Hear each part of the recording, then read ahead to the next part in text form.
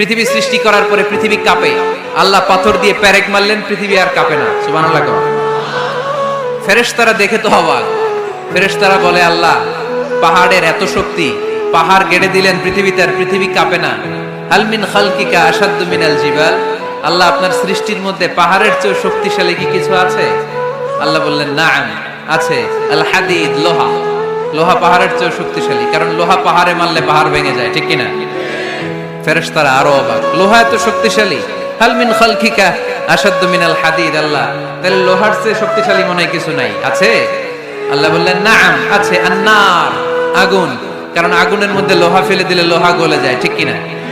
ফেরেশতারা তো আরো অবাক। ফেরেশতারা বলে, তাই নাকি? আগুন এত শক্তিশালী, তো হাল মিন খালকিকা আশাদ্দু মিনান নার, আল্লাহ আপনার সৃষ্টিতে আগুনের চেয়ে শক্তিশালী কিছু আছে? আল্লাহ বলে, আছে। আলমা, পানি, কারণ আগুনের মধ্যে পানি ঢাললে আগুন পাওয়া যায়। ফেরেশতারা তো এবার আরো অবাক, পানি এত শক্তিশালী, ওই পানি ঘট ঘট ঘট ঘট করে আমরা খাই, এত শক্তিশালী আল্লাহ। হাল মিন খালকিকা আশাদ্দু মিনাল মা, আপনার সৃষ্টিকুলের মধ্যে পানির চাইতে শক্তিশালী কি কিছু আছে? আল্লাহ বলে, আছে। সেটা আবার কি? আল্লাহ বলে, আর রিহ, বাতাস।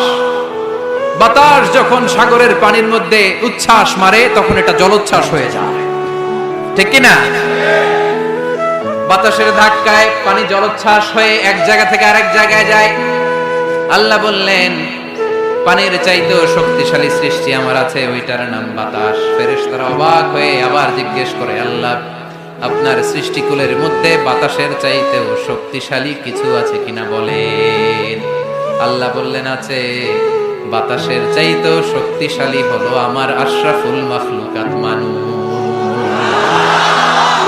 يا عبادي الذين آمنوا